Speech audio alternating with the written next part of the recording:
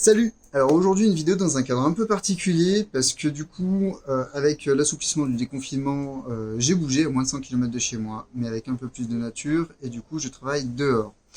J'aimerais parler avec vous aujourd'hui de l'urgence que nous avons de ralentir. Il est essentiel maintenant de ralentir et de formater nos activités et notre manière de travailler d'une manière différente afin de changer la dynamique qui va y avoir autour de notre vie professionnelle. Il est urgent, selon moi, de changer drastiquement notre dynamique autour de la vie professionnelle afin de la rendre plus soutenable sur le long terme. C'est pour ça qu'aujourd'hui, je vais vous proposer 5 astuces, 5 trucs, 5 idées qui vont vous permettre de ralentir. Avant de vous expliquer ces 5 astuces-là, j'aimerais qu'on soit d'accord sur certaines choses. Ralentir ne veut pas dire rien faire. Ralentir, en fait, c'est sortir de l'énergie mortifère et de l'espèce d'urgence permanente qui sont systémiques, et qui sont liées à notre manière de vivre et de travailler.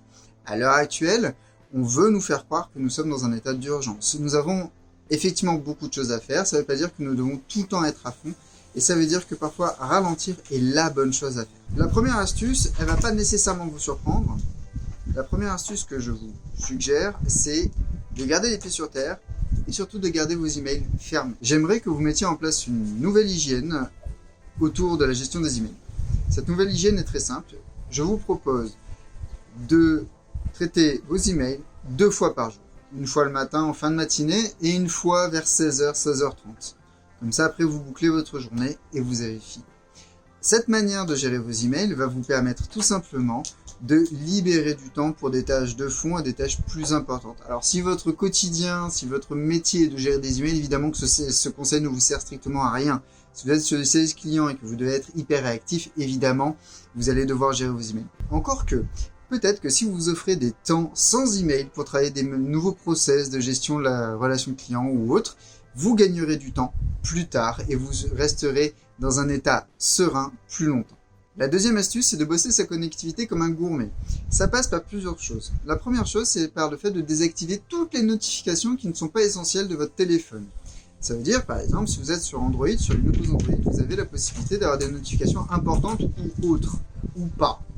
Ben moi, j'ai que des notifications de mes SMS qui sont importantes et de mes appels. Et tout le reste, c'est soit autre, importance basse, soit pas de notification du tout. Et il faut que j'ouvre l'application pour voir si j'ai de nouvelles interactions ou autres.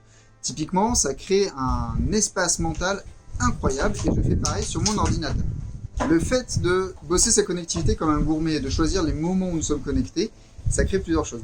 Déjà, ça change notre rapport à l'outil numérique. Et ça, c'est important.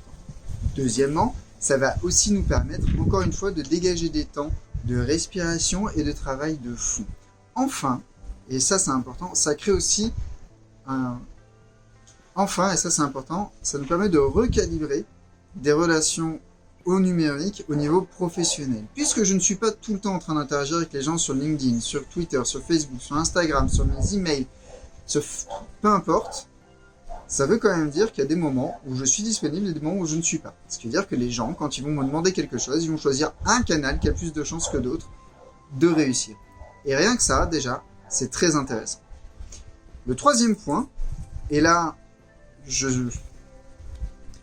la troisième astuce pour ralentir, la troisième astuce que j'ai envie de vous partager, c'est une astuce que moi j'ai mis des années à comprendre et qu'en fait j'ai mis des années à redécouvrir en vrai parce que c'est quelque chose que je faisais quand j'étais en primaire et au collège et que j'ai abandonné au bout d'un certain temps, c'est de prendre des notes comme un ancien. Alors comme un ancien, ça veut dire quoi? Ça veut déjà dire avoir un carnet. Je vais en rendez-vous avec des entreprises innovantes, des startups, des gens qui ont des idées par-dessus la tête autour de l'intelligence artificielle avec un carnet. Et surtout, avec un stylo plume. Je vous présente mon Waterman hémisphère préféré. Pourquoi? Tout simplement parce qu'en fait, en prenant le temps d'écrire, en prenant le temps de poser des mots, en étant forcé par l'outil que j'utilise, un stylo plume, ça ne se manie pas comme un crayon ou comme un stylo bille ou un feutre, en étant forcé par mon outil à ralentir, quand je prends des notes, je les prends mieux, en termes de forme déjà, mes lettres sont mieux formées, mais surtout, je les prends mieux, c'est-à-dire que je suis plus conscient quand je les écris. Du coup, je les mémorise mieux, et derrière, j'ai presque moins besoin de m'y reporter. Ça, déjà, ça me fait gagner énormément de temps.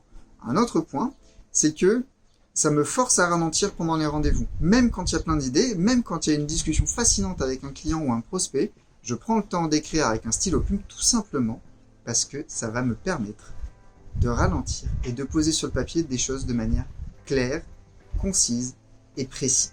La quatrième astuce pour ralentir, c'est une astuce que j'ai appris de la part d'une copine qui bosse dans les RH et qui en fait calait des rendez-vous où elle n'était pas sollicitable et où en fait c'était des rendez-vous où elle bossait sur des sujets peu prioritaires mais très importants.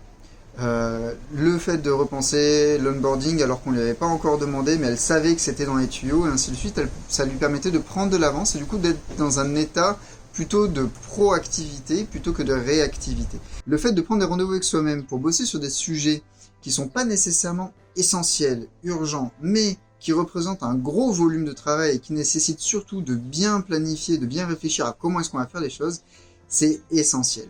Ça veut dire que, par exemple, vous pourriez prendre un rendez-vous tous les 15 jours pour faire un état des lieux de votre trésorerie, de votre plan de charge, de votre manière de travailler, et ainsi de suite. Personnellement, je ne travaille pas le lundi matin et le vendredi après-midi. Ce n'est pas simplement parce que je peux me le permettre en tant qu'indépendant. C'est aussi parce que ces 2 demi-journées-là sont dédiées à des réflexions de fond, mais également sont dédiées à de l'auto-formation et à de la recherche d'informations sur des choses que je sais déjà faire, de la veille si vous voulez.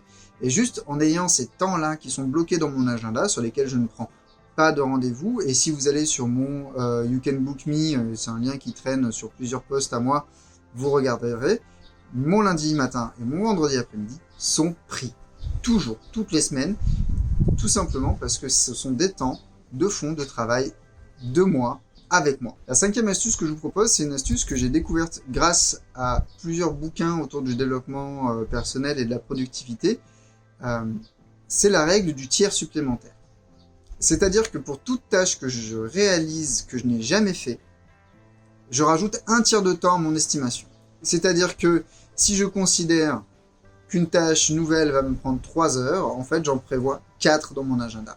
Ça peut paraître stupide, ça peut paraître énorme, ça peut paraître presque faire du gaspillage, mais en fait quand je fais ça, je m'offre la possibilité de découvrir les choses sereinement et d'apprendre les choses une seule fois.